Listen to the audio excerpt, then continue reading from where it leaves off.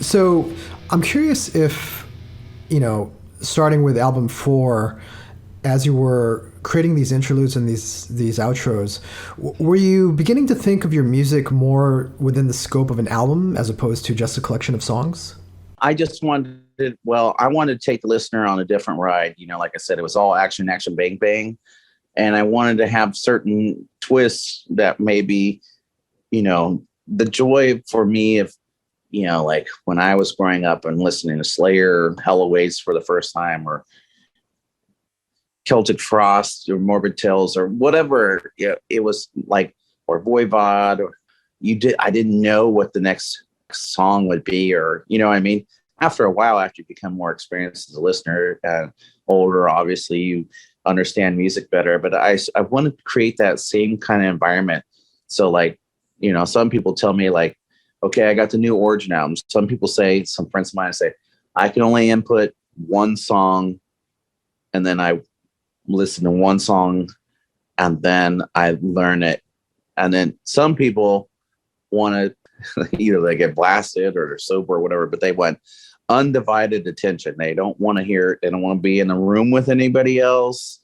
They want to put the headphones on or sit there in their room with the speakers on and just kind of take it all in and sit back and hang on for life. You know what I mean? So, but whether it be headphones or. It seems like, starting with the Antithesis, you were catering your albums to that kind of listener, to the listener who's just going to sit or maybe, just like lie in bed and absorb the album all in one sitting, as opposed to some of the earlier albums where maybe if you shuffled the order of the album around a bit, it wouldn't really affect your listening experience. Do you know what I mean? Right. Yeah, I understand that. Like the compositional dynamics or plot dynamics, like in a story.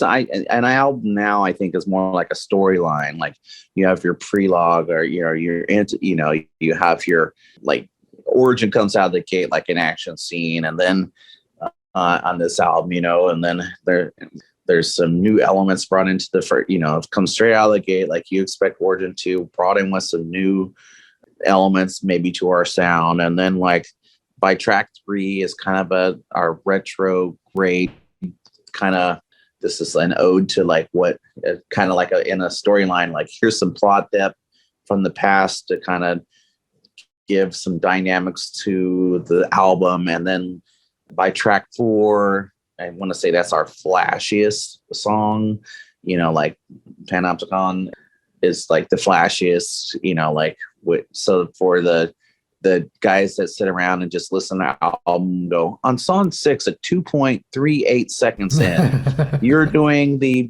Mixolydian whatever pattern. I'm like, I don't know. I play by ear. I don't know any theory. You know what I mean? So, there's guys that listen to albums like that sit there and write stuff out and try to, that are more into the playing aspect, the technical or the techniques used, you know what I mean? So there's listeners like that too. So I would say that Panopticon is the one that is most catered towards that. And then song 5 is basically, that's like our old school death metal. Like, okay, so I'm a huge Napalm Death fan. That's what I was going to say. Song 5, Decolonizer, is almost like a Suffer the Children kind of song, like kind of a mosh pit song. Right. That is correct. Like, okay, so I'll say certain aspects, like, so that song there, okay, it was Harmony Corruption. I called it, as a joking title, I called it Clandestine Corruption, or Harmony Clandestine, an ode to Jesse Pendato, who actually I got to, strangely, we opened for Napalm Death, and I got to use his amplifier. It's super cool. I'm saddened that he left us in 2006. But anyway, I was jamming on In Tune super heavily during the pandemic. The first 3 albums, I even gave some of the later albums. I was trying to get into the death and roll thing, but it's a little hard for me. But anyway, I was sitting there listening to Tune, and then like I was saddened to hear that LG Petrov was ill. And then, I mean, like, I want to say it was like a couple days later, he was gone, So that song was influenced by pretty much Clandestine, Entombed, and Harmony Corruption, Napalm Death, with the touch of Origin added to it. So I was giving a little bit of a throwback. And then song 6 was my black metal Christmas song, Coalscape. And then song 7 is another kind of a tribute song. I was like, man, some of my favorite bands are no longer in existence, Bolt Thrower has been gone now for some time, and Slayer are gone. So that's Nostalgia for Oblivion. We're influenced by, I don't know if I personally hear it, but Slayer and Bolt Thrower. And then the last new riff to that song is very much influenced by Dick Dale, who was the original. It's kind of got that Wipeout kind of surfer kind of guitar sound that Dick Dale made famous with the speed picking. You know what I mean? I just have more distortion and not reverbed out. You know what I mean? So it was just kind of an ode to sounds of what influenced me early on growing up, listening to death metal and or playing guitar. And then Heat Death, that was, at first it was a 3-minute song, and then became a 4-minute song, and then it became a 5-minute song, and then we were calling it 6-minute banger, and then we started going a 7-minute banger, and I think it hit 8-minute banger, you know what I mean? And then I put a 3-minute outro on it or something. You know what I mean? So I wanted to be. I felt like we needed, Decolonizer is easily a 6-minute long song, and we've done long songs before. Antithesis, the song was 9 minutes, over 9 minutes. Saligia's maybe 7 minutes. So, so we've had some long, or Unequivocal is probably 7 or 8 minutes. So I felt like the album needed a super journey, epic long songs to complete Chaosmos. As you were writing these songs, were you getting a sense of, at this point in the album, I want a flashier track, or at this point in the album, I want more of an old school death grind kind of song, or more of a black metal song? Were you getting a feel for the flow of the album that way? Well, as far as the song, oddly, the last song was the first song written. There's a reason why it just kept growing. That's maybe it was an added minute per month, you know what I mean? So I didn't have the track order per se, but I would be playing, when I would sit there and play the album, I was like, okay, I want to do something. Okay, I want to have, the Decolonizer song was one of the earlier ones.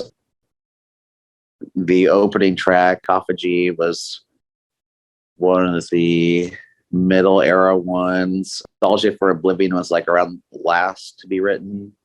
Excuse me. Coalscape was last to be written, actually.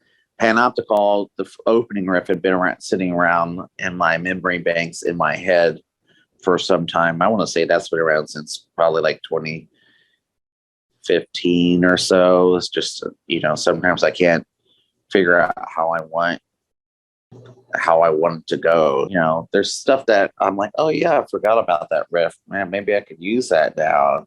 And I didn't know how to put a song together with it until now. So that's kind of the mindset behind it. But, I just get a vibe about the songs and was like, oh man, I think the album needs some to make it different. And I think it needs this. Or, like a black metal sounding song, or like I said, the last song was the first song written, and 9 months later, I'm sitting there putting extra, like I said, it was probably 3 minutes long, and then I go back and I start out another song, and then I would sit there, and then so by April I had 2 songs started, and so my nightly thing was to play Heat Death, which wasn't called Heat Death, but it was used as reference point. And then I would work on, Chaosmos. And then the third month, I'm working on Panopticon. So I'd sit there But then I would go back and I was like, okay, man, on Heat Death, I think this song needs more. So I add another minute to it or another phrase of sinew of riffs, you know what I mean? And then I went on to track 4, and then, I would go, oh, you know what? Now that I've done that on Heat Death, should add this other part. You know what I mean? I just kept adding more and more parts to make the song bigger. And as you were writing and putting together these songs, how complete were they in terms of song structure when the rest of the band heard them? Well, it usually just starts with a couple riffs, and I'm sending recordings, like just I could FaceTime with Mike, my bass player, can understand stuff that I send with just audio recordings from my phone. But my drummer, John, he really wants to have a click track built to get the pulse, like he likes it. So that's something that came on down the line. I want to say starting in August or September, I was going every other week to my friend's recording studio, Nate Benarucci, who plays in a band called Ontogeny. And I would go there every other week and record on his system to a click track. So that way John could start hearing these songs with the click track to get the basic idea of the song structures. So there was some behind the scenes work, like when I would go and record, it took away from my creating. It's kind of like when you go and do a tour, when you're in the middle of writing, you stop writing and work on old stuff. So it was basically when I would go over to his place and record and then send these tracks out, I would take the next 2 weeks to work on writing on stuff. And then the week that I would record stuff, I would FaceTime with Mike and go over the material that I had sent in the recording. So, you know what I mean? There's a process to all of it, I guess. The lyrics were written in the studio while we were tracking the drums and guitar scratch tracks. That was the basis for him writing out the lyrics and the vocal patterns and stuff. And then, during the tracking guitars and bass, the vocals are always done last. And then I go in and, like I said, I do the interludes or the harmonies on guitar and the backing vocals and the outros or whatever. So it sounds to me like you didn't really get a sense of what the album was ultimately going to sound like until you had actually completed recording it. Would that be fair to say? Yeah, that has been that way since Echoes of Decimation. We never have had full demos of the song. It's kind of a guesswork. And do you like that spontaneity? Well, it puts a lot of, I mean, like, I don't know, the other guy, there's a lot of stress because we don't know what it's going to sound like. And there's a lot of things, like we don't even know what it's going to sound like. So it's funny when John, after his tracks, he went back to New York. And so like, he didn't hear the album a whole month later. And like I said, the outro was a surprise. Only I knew that was there. And then like the solo on Decolonizer, that was written at the last moment.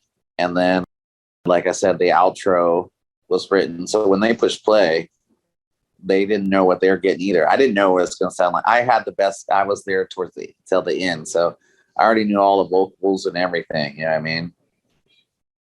I'm the only one who heard it. Jason had already left and Mike hadn't been back to the studio after his vocal tracks were done. So it's a surprise, you know what I mean? We all, we're all like nervous, like, oh my God, I hope we like it. So we really don't know what an origin album's going to sound like until the last notes are done. It's never, ever been pre-production completed.